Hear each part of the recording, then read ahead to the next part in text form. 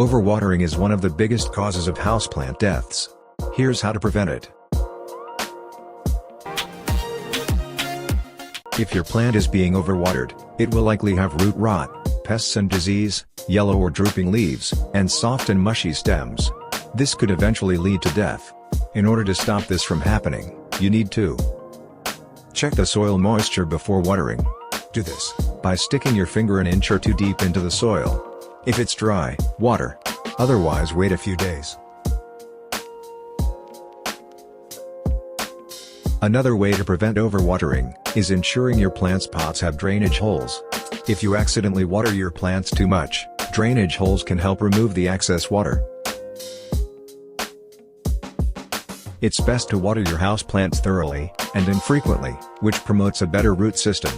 It's also important to adjust to each plant's needs, as not all plants need the same amount of moisture.